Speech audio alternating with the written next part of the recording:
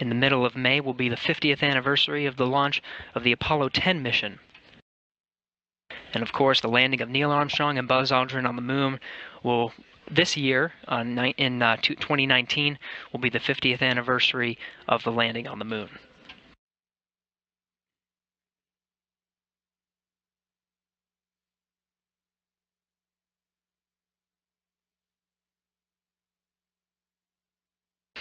Everything's still on track for an on-time launch at 3:46 p.m. Central Time today, just about 17 minutes away from that time. Everything looking good. Dulles Flight Controllers tracking the vehicle and reporting good milestones as we count down to that final time of liftoff. Joining me in Mission Control today is Robin Hurd, the Deputy Program Manager for Launch Vehicles out at Northrop Grumman. Robin, thank you so much for being here.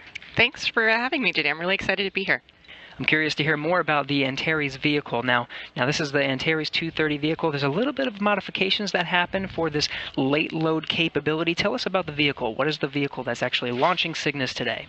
Absolutely. So NG-11 is the mission that will fulfill our contract to NASA under the CRS-1, or the first phase of our commercial resupply services contract with NASA.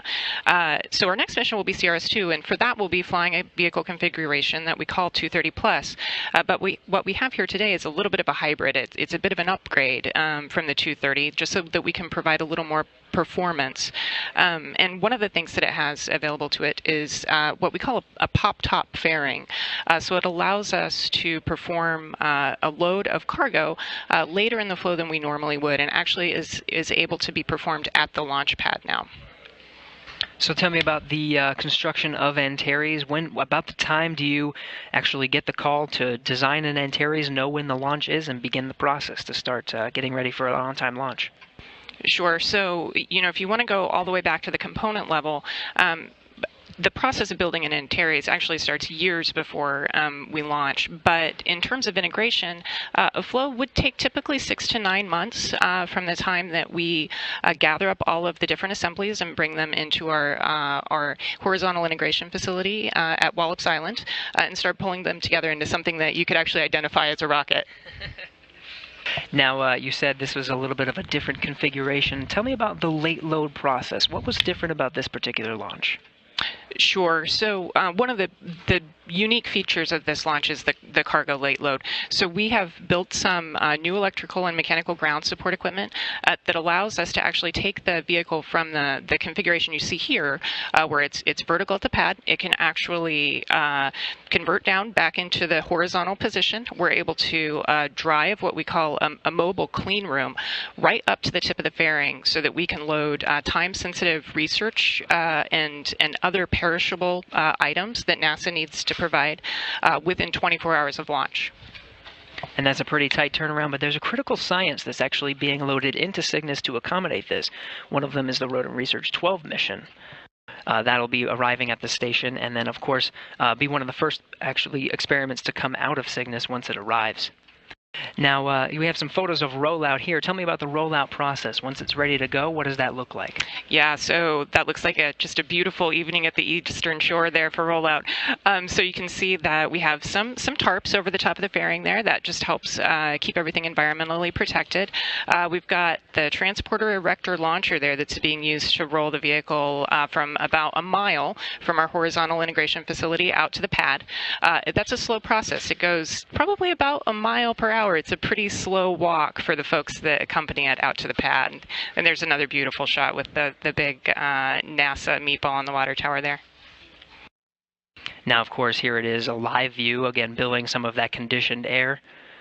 We're now tracking just about 13 minutes from launch. Everything looking good. As you can tell, this is an afternoon launch, a beautiful day, clear skies, just about 54 degrees Fahrenheit, and everything's on track, and we've been counting down these milestones to an on-time launch so far. Now, one of the next milestones that we're looking forward to is a go, no-go poll from Northrop Grumman flight controllers over at Dulles. What are they looking for? What are the things that they're checking from the operations side? So they're going to be polling folks like our Antares chief engineer, all of the safety officers, and some of the key engineering leads. And those folks are going to be looking at their telemetry data, making sure that the health and the status of the vehicle is all within constraints and that we are ready to go into the final stages of launch today. Now, of course, after launch, it'll lift off and rendezvous with the station in just over a day and a half. It'll remain there for 3 months until it separates and begins an extended stay. Part of that is some secondary missions, including the deployment of some ThinSats. What are these ThinSats that the Cygnus is going to be deploying? So I'm glad you asked. The ThinSats are a really cool project. They're a secondary payload on Antares. They'll deploy after Cygnus has been deployed into the orbit. The ThinSats are they're student-led satellites. So they were created by students in 9 different states, actually, and they're going to allow kids to see things like a GPS position, temperature, and just get real telemetry data from space, which is really neat. And that's an exciting time. Of course, it has the mission to the International Space Station to conduct first, and we'll expect that here on time in just under 12 minutes. At this time, Northrop Grumman has already conducted their go, no-go poll, and from the Northrop Grumman side, we are go.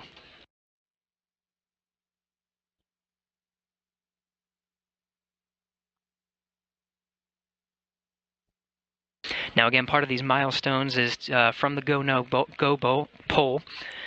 Just about 5 minutes before launch, the vehicle will switch to internal power, and then we'll begin the initiate auto sequence handout for terminal countdown. And Ops 2, this is LC on countdown 1, step 394. Your go to start engine evacuation. LC Ops 2, evac started.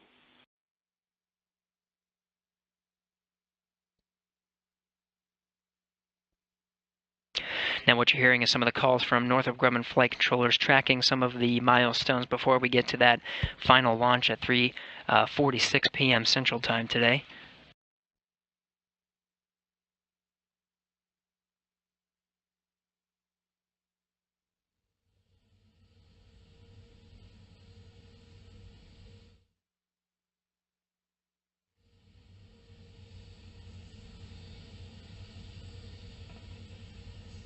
Some exciting scientific investigations going to the International Space Station here in just about 10 minutes away from launch. Everything tracking from the Northrop Grumman side to be an on-time launch today. One of the investigations going up is a robot called Astro B. This is NASA's next generation of free-flying robots aboard the station. They're self-contained, cube-shaped robots and are designed to help scientists and engineers develop and test technologies for use in microgravity to assist astronauts with routine chores and give ground controllers additional eyes and ears on the space station. Now, these robots, powered by fans and vision-based navigation, perform crew monitoring, sampling, logistics management, and accommodate up to 3 investigations. They can be operated automatically or from the ground. Another investigation are manufacturing fiber optic cables in microgravity. This is called space fibers. This investigation will evaluate a method for producing fiber optic cable from a blend of zirconium, barium, lithium, sodium, and aluminum. This is called Z-bland in space. Z-bland produces glass 100 times more transparent than silica-based glass, exceptional for fiber optics. Microgravity suppresses 2 mechanisms that commonly degrade fiber, and previous studies showed improved properties in fiber drawn in microgravity compared to that fabricated on the ground. The Z-bland fiber is a unique candidate for improved imaging, remote sensing, and next-generation optical communications on Earth due to its low loss and higher bandwidth. Enabled, voltage nominal, and commands are clear. Copy, elect 1, check 397 and 398.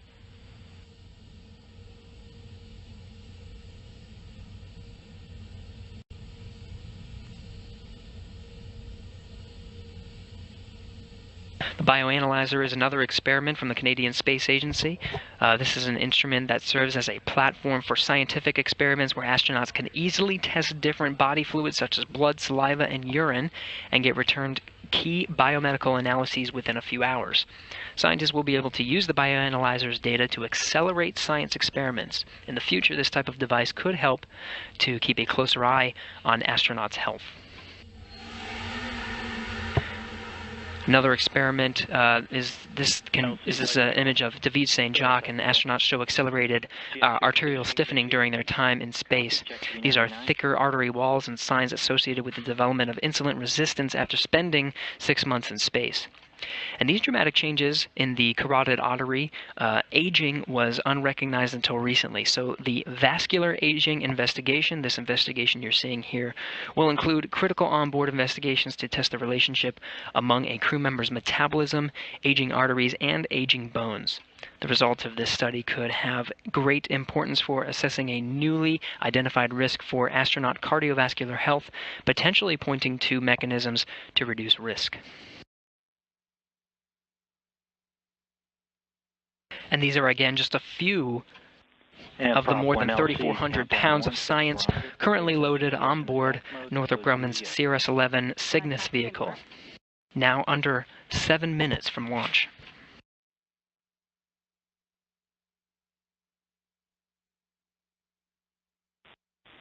VZX is closed and OCCS is in automatic control mode. And a copy Prop 1. LC, VTSO activation verified.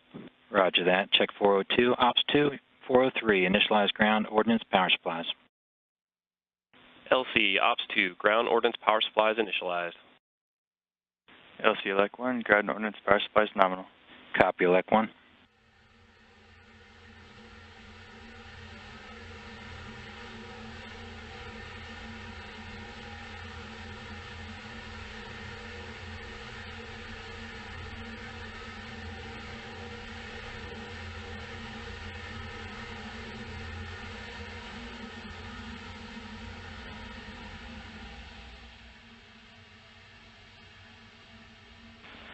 LC site control, AF Bay ECS transfer to GN2 is confirmed. Copy that, site control. We'll check 405 complete. So Gary, you can see right now that the top half of the first stage is really very cold with that cryogenic liquid oxygen. The Antares logo that you would normally see running down the side there is completely obscured by ice, and we've got the sort of evaporative process happening on the liquid oxygen boiling off of its relief valves and vent valves there.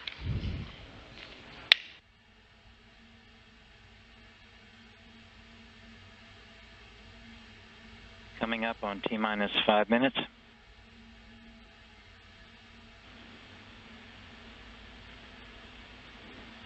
And Ops 2, your go for step 406, initiate engine priming. Priming started. Ops 1, you go to transfer avionics to internal power. LC Ops 1, avionics internal power on, standby 5.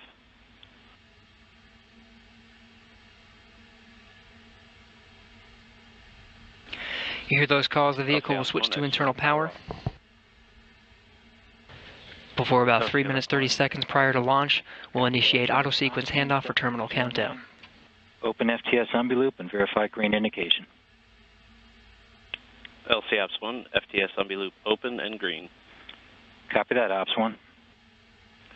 LC Elec 2, FTLU, and FTS receiver indications are nominal.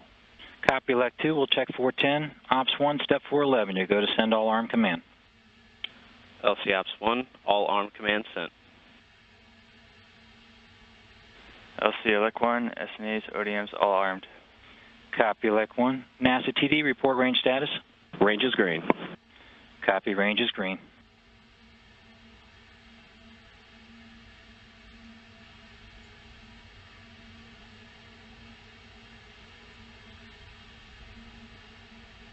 LC MES1, priming verified, MES1. Copy, priming verified, check 414. And launch team phase 3 dynamic limits will be active at T-minus 3 minutes.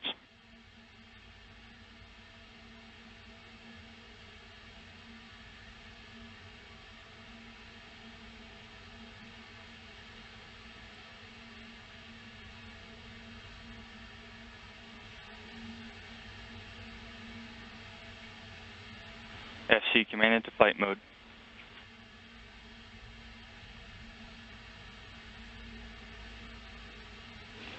Three minutes before launch, we're now in the terminal Auto count sequence until startup. launch on time, Copy, auto 3:46 sequence. p.m. Central Time. ODM bus voltages and currents are nominal. Roger, Elec 1. Nav, step 420, verify ready for nav mode. LC nav, orb nav ready for nav mode. Ops 2, step 421, switch to nav. Orb nav to navigate. LC nav, orb nav telemetry verified. Copy that, nav. We'll check 422 complete.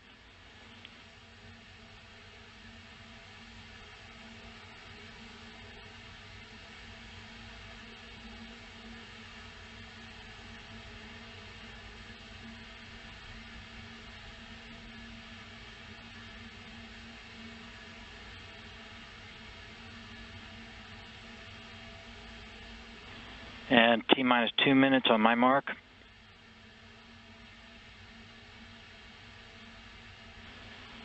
Mark.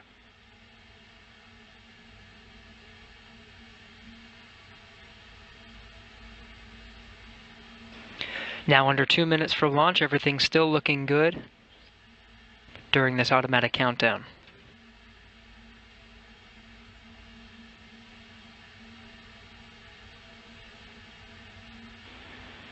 T-minus 30, T-minus 1 minute, 30 seconds on my mark.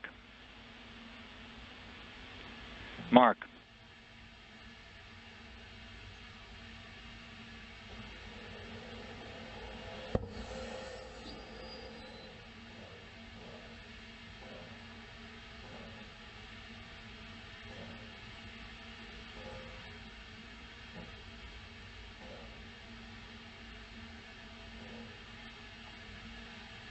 And T-minus 1 minute on my mark. Mark.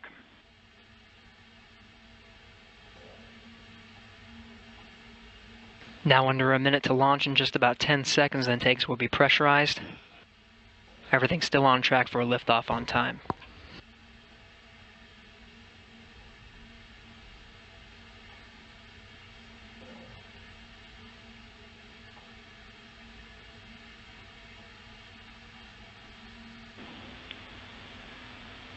T-minus 30 seconds.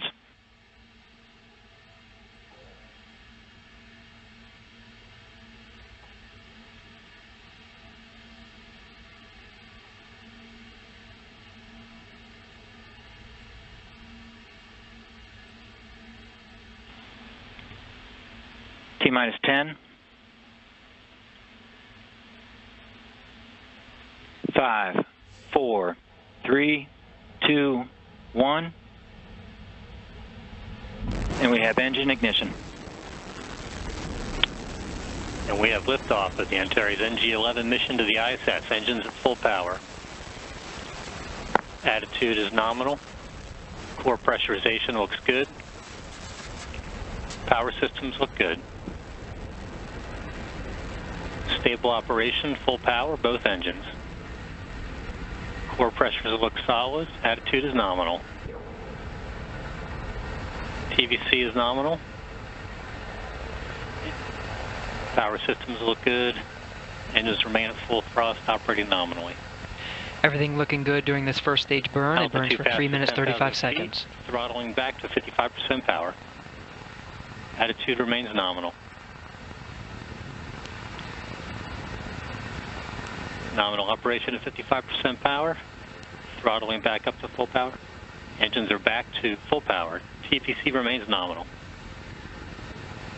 Attitude nominal, this class T plus 60 seconds. Altitude passes 25,000 feet. Pass through transonic. Attitude is nominal. Engines continue to operate at full power. Everything looking good, about 10 more seconds of this first stage burn. With nominal attitude, pass through 40,000 feet altitude. Engines remain nominal at full power. Fuel pressurization is nominal, VNG3 is on.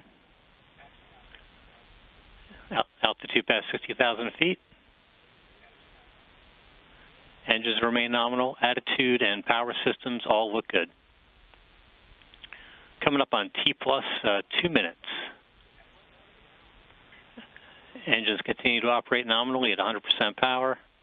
TVC steering, power systems, 2 minutes into the flight, 1 minute 30 seconds until this main engine cut off. Passing through 100,000 feet. Power systems remain nominal. Attitude is good. Engines continue to operate at full power. Engines remain nominal. Power systems are good. Attitude is nominal. Core pressures look nominal. Approximately 1 minute till main engine cutoff. Engine power is nominal. Attitude is nominal. Avionics power is good. We're starting our slow throttle ramp for G limiting. 200,000 feet altitude as we approach T plus 3 minutes. Attitude remains nominal. 10,000 feet per second. Engines are throttled back to 55. About 30 more seconds of this burn. Main engine will cut off. Stage 1 will separate, and the vehicle will coast for just a bit before fairing separation. Engine operation at 55% power is nominal. TVC slew for main engine cutoff has started. Attitude remains nominal. Engine operation continues to be nominal. Altitude 300,000 feet. And we have main engine cutoff. Attitude remains nominal post-shutdown. Stage 1 separation. ACS performance is nominal.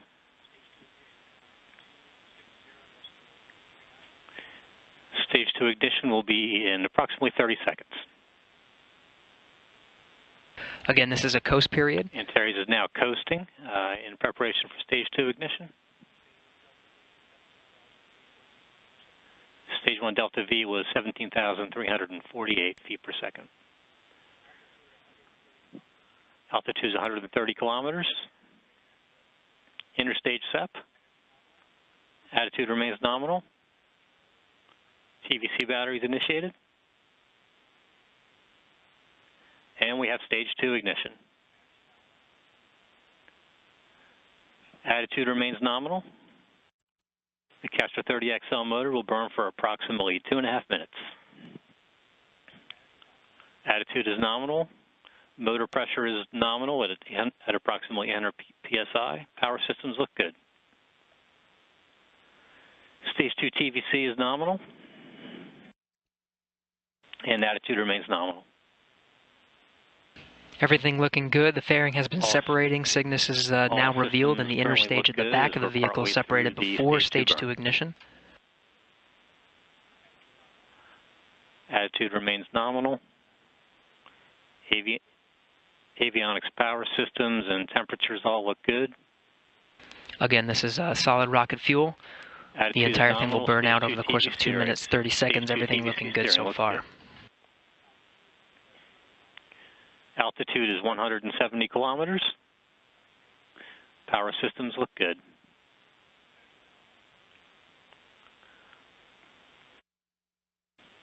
Velocity is now 5 kilometers per second. Castor 30 burn continues. Motor pressure is 775 psi.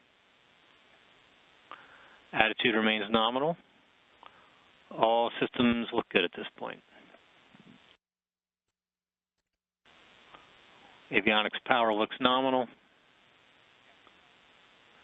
Attitude is nominal. Just minor activity from the Stage 2 attitude control system during the motor burn. TVC is nominal. Power is good. Motor pressure is now approximately 685 psi. Velocity 6 kilometers per second. Attitude is nominal. Altitude is 200 kilometers. Stage 2 TVC looks good. Power is nominal. Motor pressure just entering its slow tail off, now dropping below 500 psi.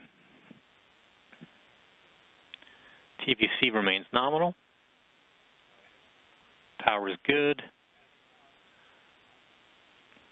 7 kilometers per second velocity. Attitude is nominal. Altitude is 205 kilometers. And we have stage 2 motor burnout. We'll now coast for approximately 2 minutes prior to Cygnus spacecraft separation.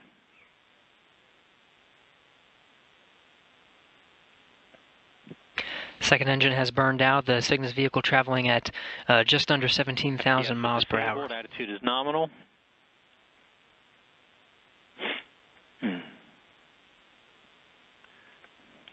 All systems look good.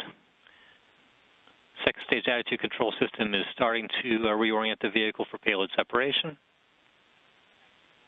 Attitude remains nominal.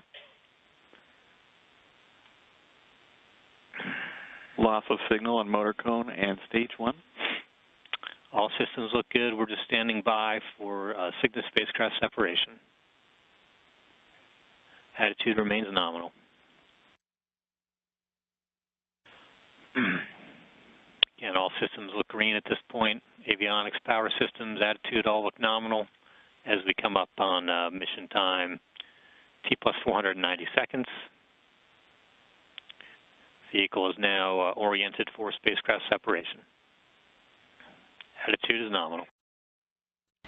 Yeah, Gary, it looks like our telemetry is a little unusual here. I think we're showing a bit of a stale vehicle graphic here. At this point, we've got the stage 2, the Castor 30XL, with the Cygnus payload still attached, coasting and ready for deployment. So imagine that instead of what we're showing here.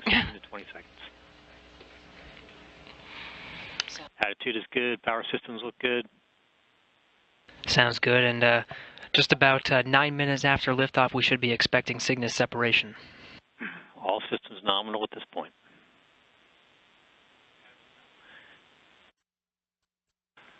Attitude and power continue to look good. And we have Cygnus spacecraft separation.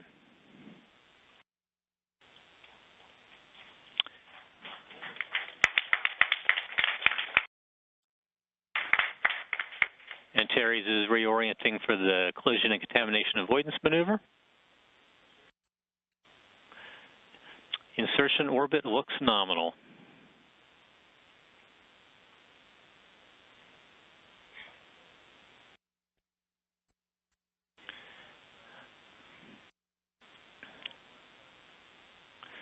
Antares mission is complete. Initial results all look nominal, and we're signing off from the LCC.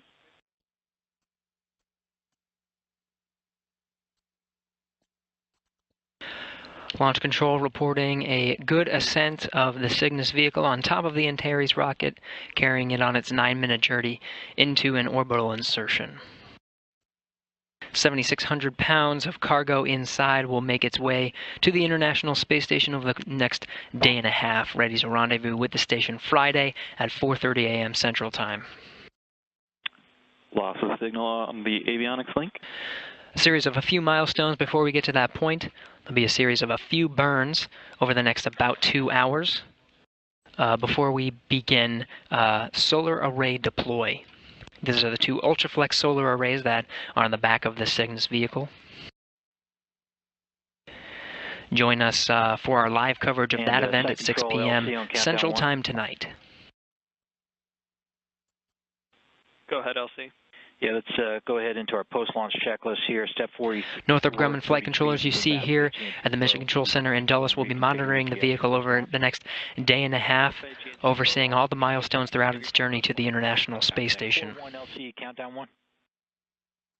A good ascent of the Cygnus cargo vehicle and 7,600 pounds into orbit. Again, we'll be back on in just about 2 hours. 6 p.m. Central Time, 7 p.m. Eastern, for our coverage of the solar array deploy. Ops 1.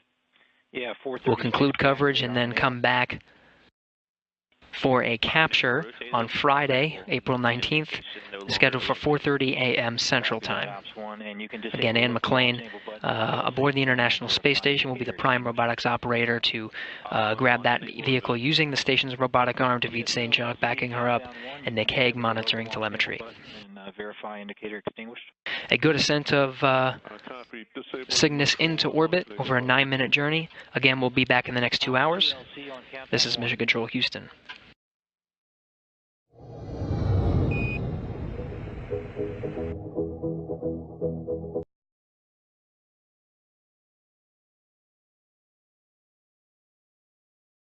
Seconds before the first stage separation and after main engine cutoff. The second stage lit for 2 minutes 30 seconds, and after a 2-minute coast period, the payload, the Cygnus itself, separated from the second stage and was inserted into an orbit.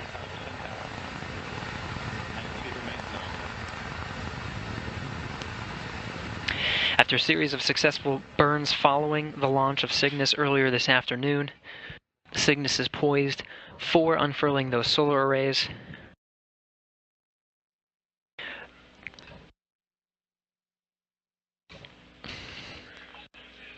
Watching over the deployment of the solar arrays are flight controllers over at Northrop Grumman's Mission Control Center in Dulles, Virginia. They have conducted a go, no-go poll for unfurling those solar arrays, everything looking good, and on track for an on-time solar array deploy here in the next just about 10 minutes. Solar array deployment takes about 30 to 35 minutes for both the Ultraflex solar arrays to unfurl. Once the command is given for deployment, it takes about 10 to 15 minutes for the solar arrays themselves to actually start deploying. The process itself then takes 20 minutes to complete. You'll hear first that the Wing 1 is out and Wing 2. They'll go one at a time. And then they'll check to make sure that both solar arrays are drawing power. And that'll take it throughout the rest of its day-and-a-half long journey to the International Space Station.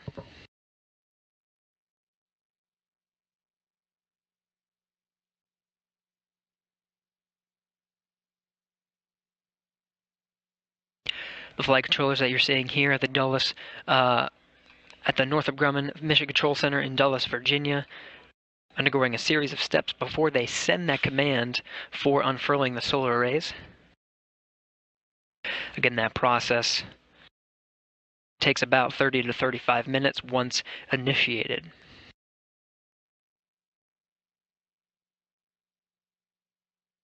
The Cygnus vehicle on its CRS-11 mission is named after Roger Chaffee, the vehicle itself being called SS Roger Chaffee.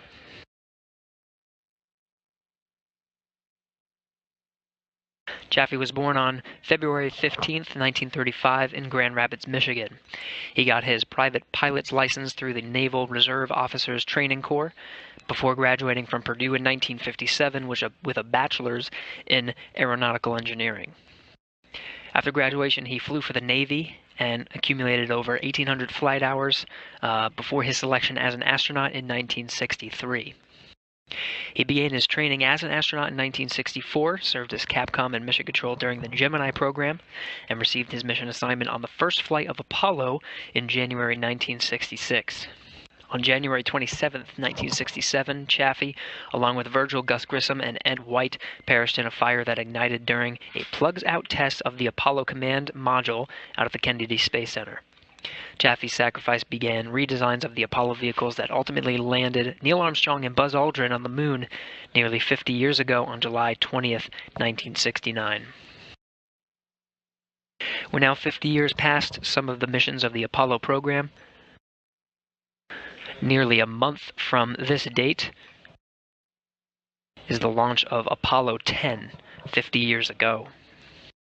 Apollo 11 was the mission that took Neil Armstrong and Buzz Aldrin to the surface of the Moon.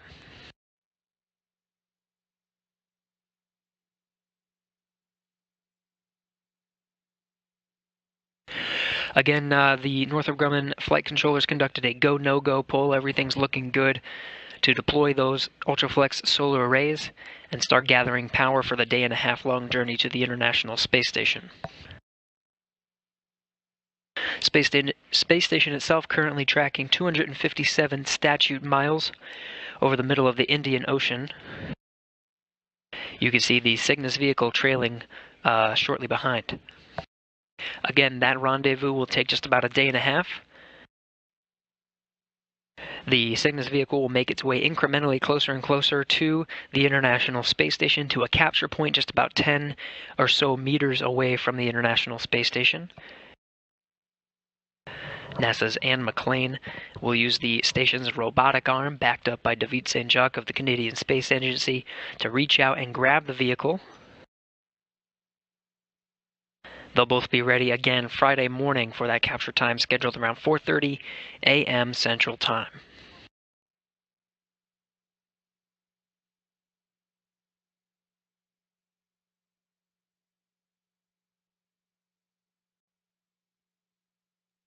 Anne McClain at David Saint-Jacques will be leading the grapple operations. They are joined by the crew of Expedition 59, which includes Roscosmos cosmonaut Oleg Kononenko, the commander of Expedition 59, as well as Christina Cook and Nick Hague of NASA, and Alexei Ovchinin of a Roscosmos cosmonaut.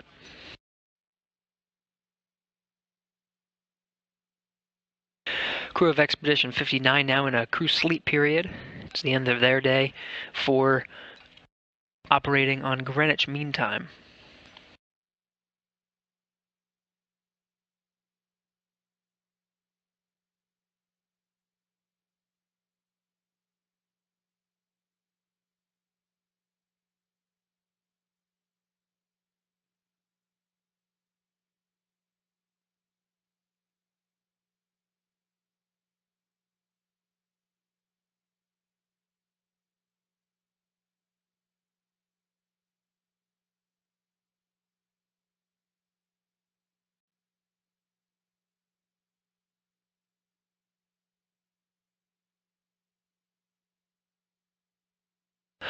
We're just a few minutes away from the scheduled deployment of those solar arrays.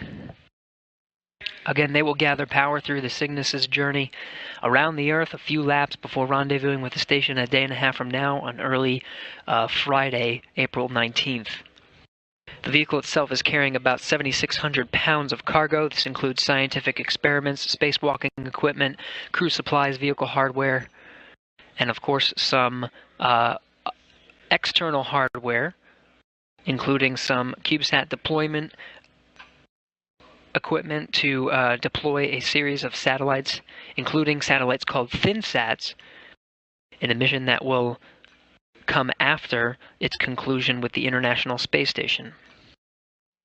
That's scheduled to be in July. Cygnus will carry several tons of trash away from the space station, and that equipment will deploy those ThinSats and CubeSats during an extended mission past the time it will be docked to the International Space Station.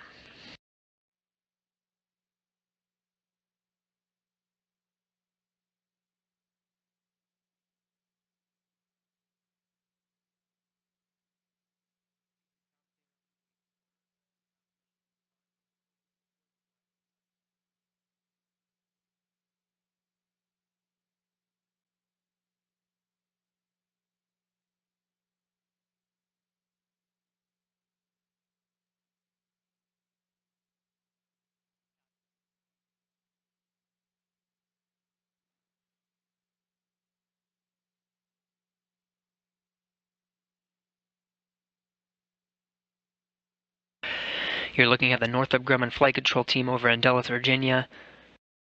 After a successful launch, Mission Director Ken Peake took the team through the launch procedure. Now taking over is Paul Brower, Mission Director for Solar Array Deployment, Rendezvous, and Capture.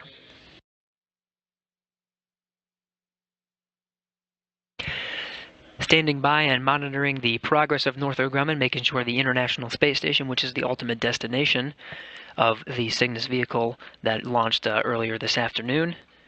Monitoring those systems are the teams here in Mission Control Houston. You're looking at the Orbit 3 team here at Mission Control Houston, the last shift of the day. Leading the last shift of the day is Flight Director Greg Whitney, overseeing the progress of Cygnus, making sure it's still on track and on its way to the International Space Station.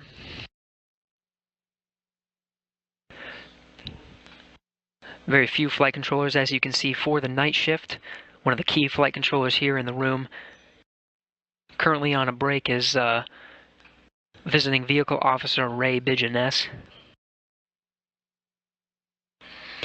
He'll be communicating with those flight controllers in Dulles, Virginia, making sure everything's on track as Northrop Grumman flight controllers take the Cygnus through its day-and-a-half journey in space to the International Space Station.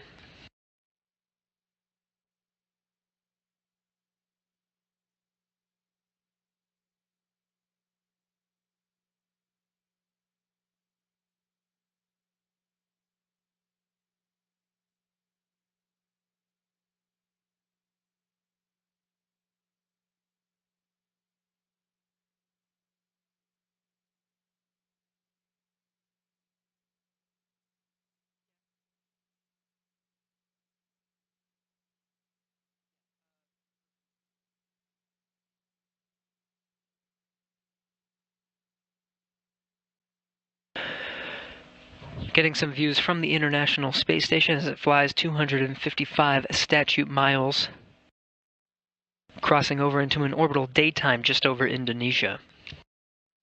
Trailing behind is the Cygnus cargo vehicle, currently over the middle of the Indian Ocean. At this time, we're tracking about 10 minutes, less than 10 minutes at this point, away from the initiation of the solar array deploy.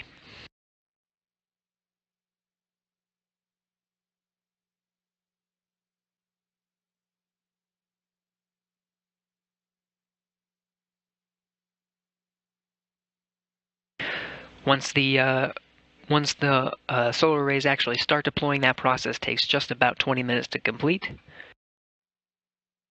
We'll get confirmation. Again, there's 2 Ultraflex solar arrays. We'll get confirmation of each as they completely unfurl, Wing 1 and Wing 2. Once they're successfully drawing power, we'll confirm that the next few milestones, which include a series of burns to get incrementally closer to the International Space Station over the next day and a half.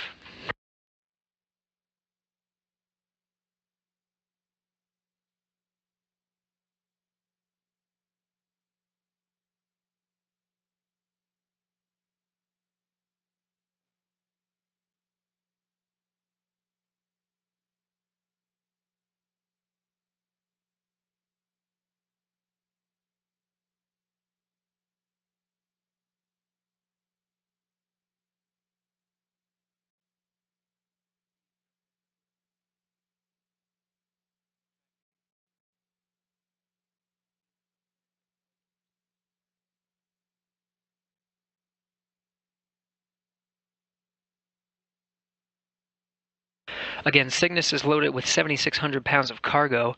Just about half of that, maybe a little less, is scientific experiments, and there's plenty on board. There's one experiment called Astro-B, and this is NASA's next generation of free-flying robots aboard the space station. They are self-contained, cube-shaped robots and are designed to help scientists and engineers develop and test technologies for use in microgravity to assist astronauts with routine chores and give ground controllers additional eyes and ears on the space station. These autonomous robots, powered by fans and vision-based navigation, perform crew monitoring, sampling, logistics management, and accommodate up to 3 investigations. They're operated remotely on the ground. Another experiment is manufacturing fiber optic cable in microgravity, the experiment itself called Space Fibers. This experiment will evaluate a method for producing fiber optic cable from a blend of zirconium, barium, lithium, sodium, and aluminum. It's called Z-bland, and test that material in space. Z-bland produces glass 100 times more transparent than silica-based glass, exceptional for fiber optics. Microgravity suppresses 2 mechanisms that commonly degrade fiber, and previous studies showed improved properties in fiber drawn in microgravity compared to that fabricated on the ground. Z-bland fiber is a unique candidate for improving imaging, remote sensing, and next-generation optical communications on Earth due to its low loss and higher bandwidth. There are also plenty of biological experiments too, including the bioanalyzer. This is a Canadian Space Agency experiment that's on that will be an onboard instrument that serves as a platform for scientific experiments where astronauts can easily test different body fluids such as blood, saliva, and urine and get returned key biomedical analyses within a few hours. Scientists will be able to use the bioanalyzer's data to accelerate science experiments. In the future, this type of device could help keep a closer eye on astronauts' health. Astronauts show accelerated arterial stiffening, thicker artery walls, and signs associated with the development of insulin resistance after spending 6 months in space. This dramatic change in the carotid artery aging was unrecognized until recently, so the vascular aging investigation will include critical onboard investigations to test the relationship among a crew member's metabolism, aging arteries, and aging bones. The results of this study could have great importance for assessing a newly identified risk for astronaut cardiovascular health, potentially pointing to mechanisms to reduce risk.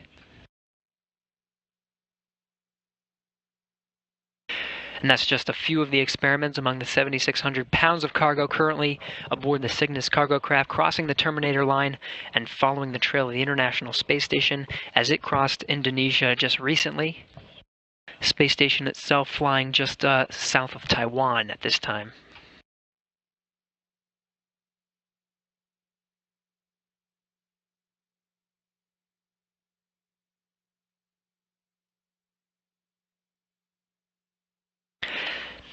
Now, the initiation of solar ray deployment has begun, but once that command is given, it takes just about 10 to 15 minutes for the solar rays themselves to actually start deploying.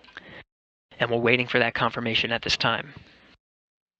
You can see on the image of the Cygnus cargo craft on this map as it orbits the Earth, the solar rays we're looking at are the two ultraflex solar rays at the sort of back, at the left end of the image that you see of the Cygnus cargo craft.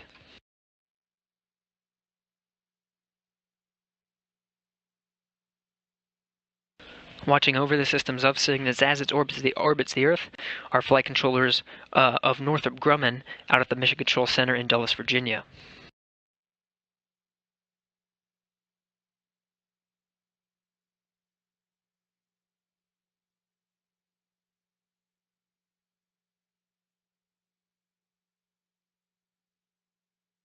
Once Cygnus arrives to the International Space Station and is captured by Anne McClain and David St. Jacques at the hands of the controls of the robotic arm, robotics operators on the ground will maneuver the station's robotic arm to its berthing position, where Cygnus will spend the next 3 months.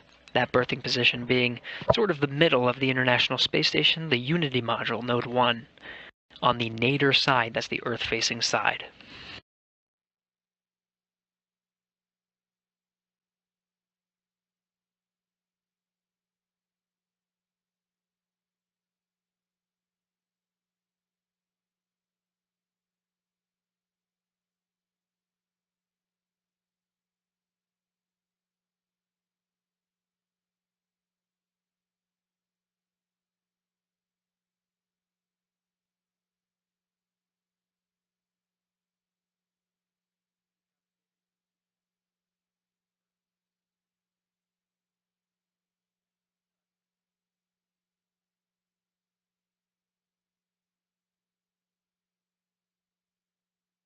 This, of course, is the International Space Station Flight Control Room in Mission Control Houston, looking after the systems aboard the International Space Station. Flight Director Greg Whitney leading the teams here for Orbit 3, the last shift of the day. That'll be carried throughout the rest of the day through midnight. Teams here are watching over the International Space Station, but also the progress of the Cygnus cargo craft, making sure that it hits all its milestones on its journey to rendezvous with the International Space Station, scheduled for early Friday morning.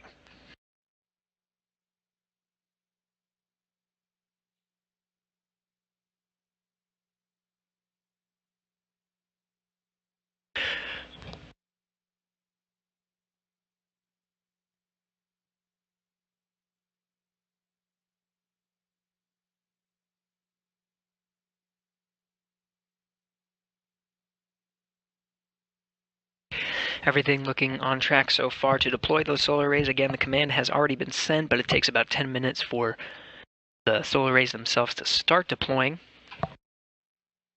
We should be seeing that in just about 40 seconds.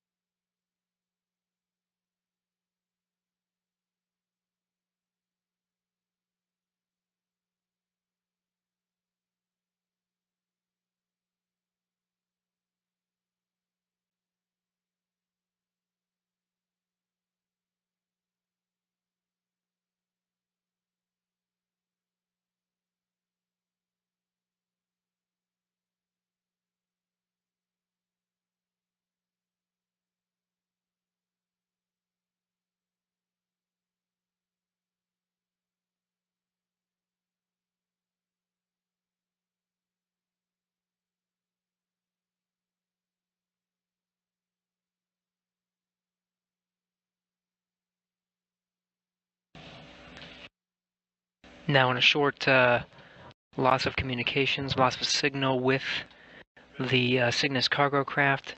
The first milestones, though, of the Cygnus deployment have been initiated.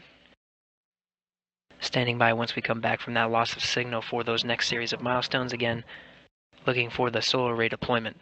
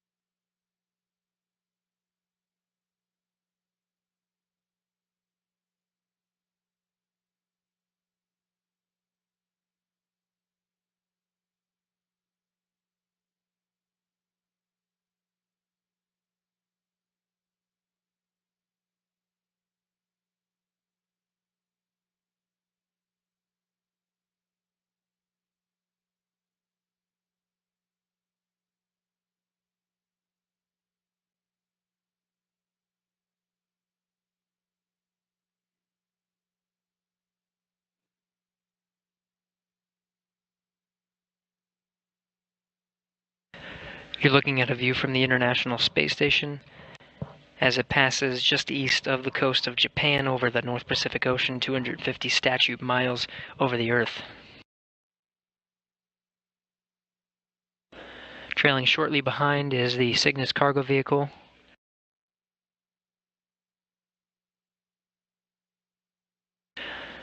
Flight controllers over at Northrop Grumman flight controllers at Dulles, Virginia, verifying the steps incrementally of the deployment of those solar arrays.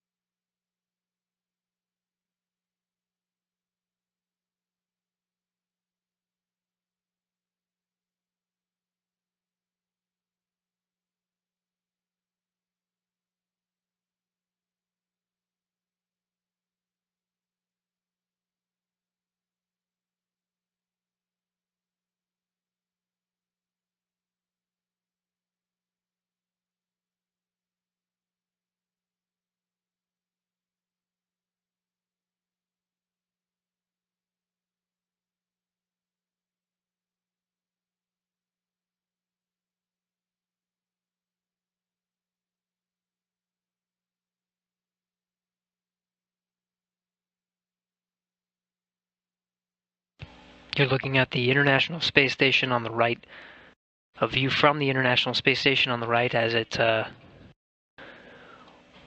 orbits 258 statute miles over the North Pacific Ocean, Cygnus trailing not too far behind. On the left at the top, the Dulles Northrop Grumman Mission Control Center at Dulles, Virginia, watching over the Cygnus cargo vehicle.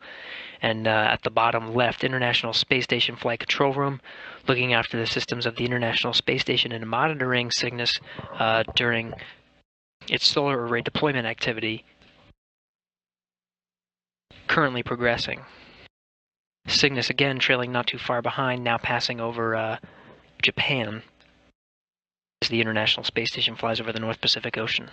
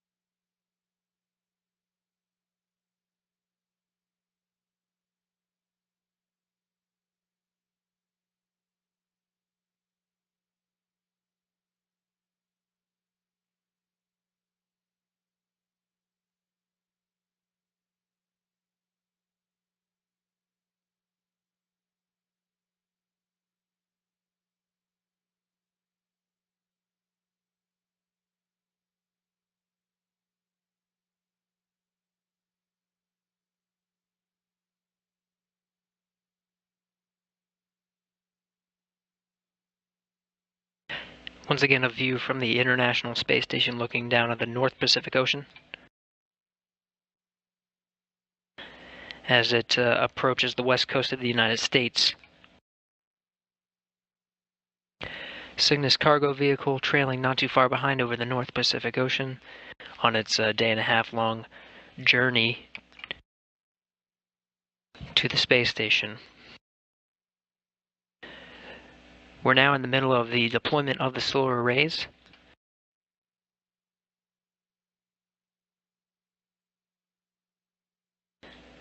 The photos of which you can see in this image.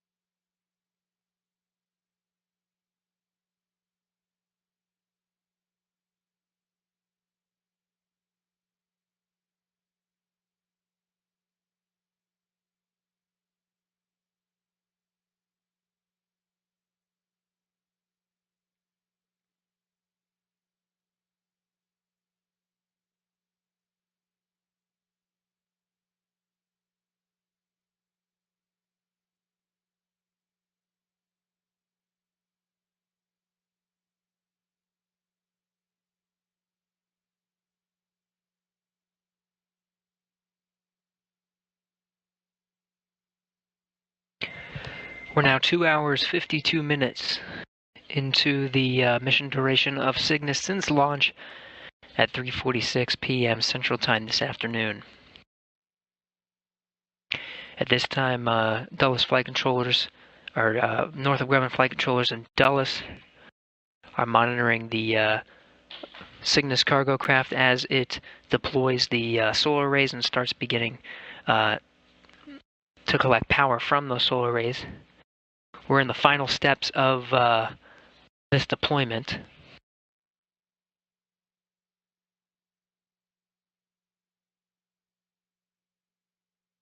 This is one of the major milestones of Cygnus during its journey to the International Space Station.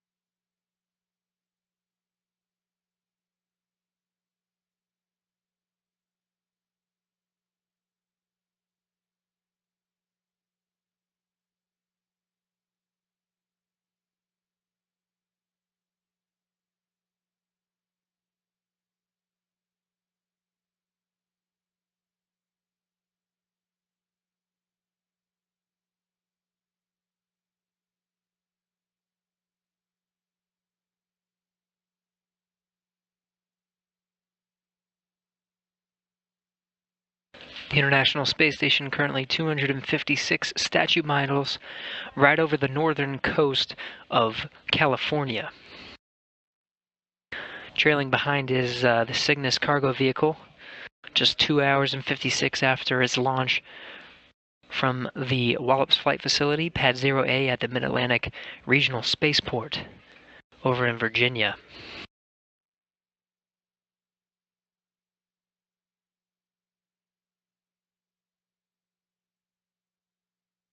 At this point, making nearly 2 laps around the Earth, chasing down the International Space Station on a day-and-a-half long journey.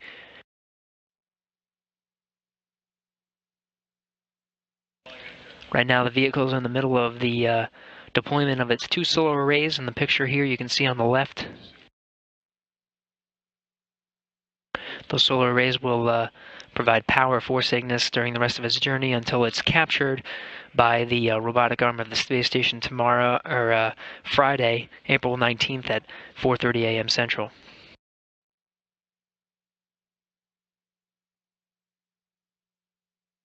Northrop Grumman flight controllers over in Dulles, Virginia, monitoring the telemetry of Cygnus and going through the milestones to complete the deployment of those solar arrays and make sure they're gathering power.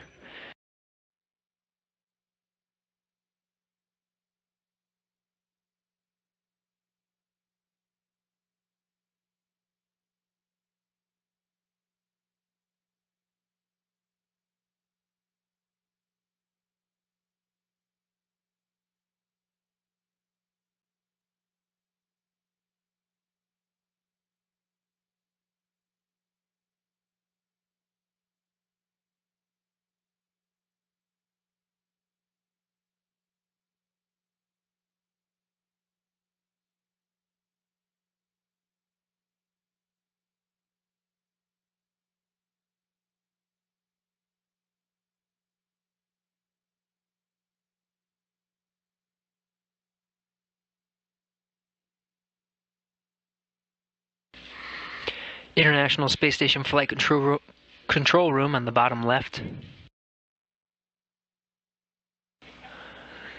The flight control teams there are part of Orbit 3, the third shift of the day. This room is staffed 24 hours a day, 7 days a week, looking after the systems of the International Space Station, which you see in the center of the map there. Flight controllers there are tied closely to the progress of the Cygnus, chasing down the International Space Station, currently in the middle of deploying those solar arrays.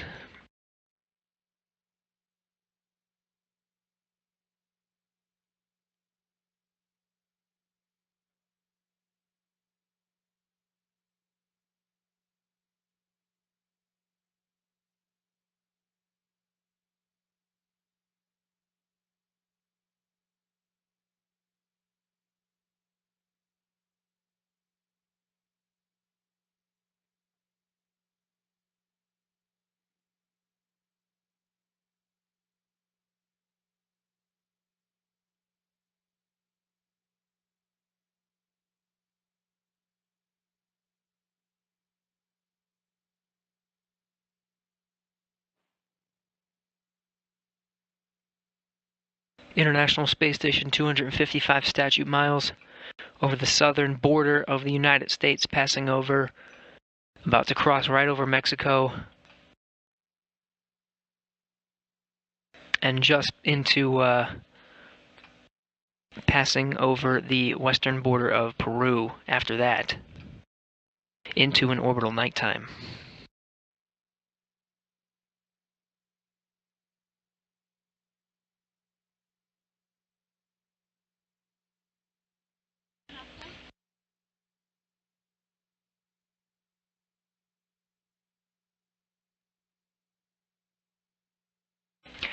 At this time, the 2 Ultraflex solar arrays have completed their deployment, and Northrop Grumman mission controllers flight controllers have confirmed that both solar arrays are drawing power. This is a critical milestone in Cygnus's journey to the International Space Station. Now that both solar arrays are deployed and collecting power, Over the next day and a half, the flight control teams over in Dulles, Virginia will continue to watch over Cygnus as it conducts a series of burns to get incrementally closer to the International Space Station. Everything is on track for an on-time rendezvous to the space station on Friday morning, currently looking at a capture time of 4:30 a.m. Central Time. You can join us for our live coverage beginning at 3 a.m. Central. Again, that time for capture 4:30 a.m. Central. Robotics operators on the ground will take over control of the station's robotic arm. In the image you can see on the right of Cygnus capturing a former Cygnus vehicle. It'll take some time, and we'll come back on at 8 a.m. Central for our coverage of the installation. Robotics flight controllers will maneuver the Cygnus to its berthing position on the nadir side of the Unity module. This is the Earth-facing side of one of the nodes at the center of the habitable volume of the International Space Station. But for now, that critical milestone of solar array deployment is complete after a successful launch more than 3 hours after the launch of the Cygnus cargo vehicle from the Wallops Flight Facility. Join us again for that capture coverage coming up early Friday morning. Until then, this is Mission Control Houston.